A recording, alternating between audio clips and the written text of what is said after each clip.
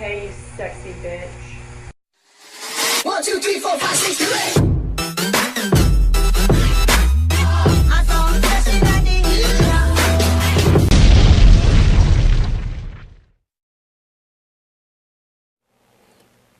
All-Star Batman and Robin, The Boy Wonder, is written by Frank Miller, and it is a comic book series and a graphic novel.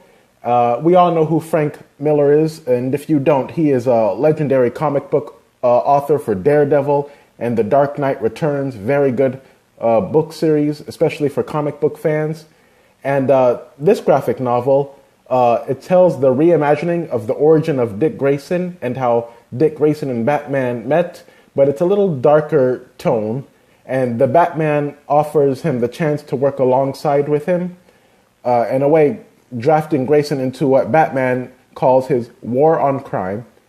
So first of all, if you like your Batman to be a little bit more by the book and not so dark, this is not really your Batman, meaning this book is really written for, it's written by Frank Miller, and for those who don't know Frank Miller, his work can be very dark. His work like Sin City, The Spirit, 300, Daredevil Born Again, The Dark Knight Returns.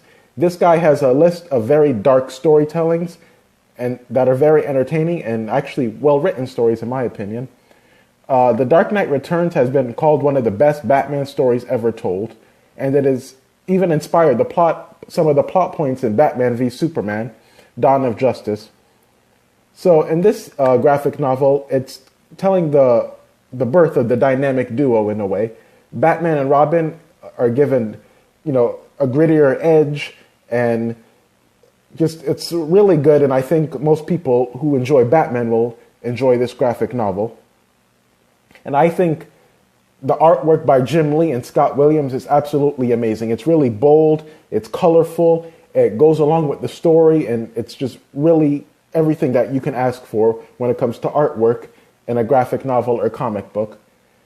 And I personally like Batman to be dark. I love the dark setting of Gotham City and the dark characters he comes across.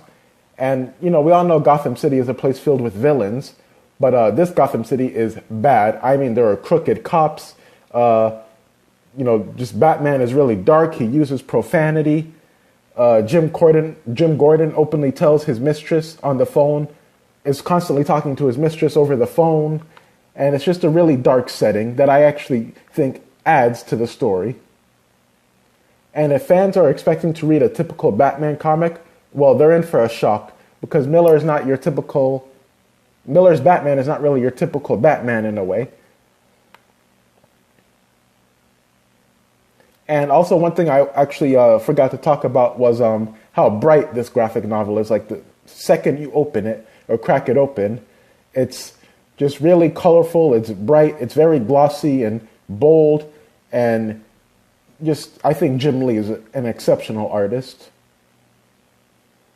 And even though a lot of people actually do not like this graphic novel, I personally enjoyed it, and I think most people who are looking for an introduction to Batman will enjoy this, or an introduction into Frank Miller's style of Batman. I think will get a kick out of this. And this may not be Frank Miller's best story or even writing style. Trust me, it's not. But some characters tend to repeat themselves in dialogue, and it sounds more like the dialogue you would read or hear in Sin City. However, it's still worth reading. So these are my final bitch and Buddha thoughts on All-Star Batman and Robin, The Boy Wonder. I absolutely love this graphic novel, and seriously, I think it's something everyone should check out. It's a great twist, has interesting cameos. It's one of my new favorite graphic novels to read, and I feel like it's something I can read again. It has a really fun story, and the artwork by Jim Lee always delivers. I enjoyed this. I think most people will enjoy it, and I'm more than proud to give this a 10 out of 10. Thank you for listening, and have a great day.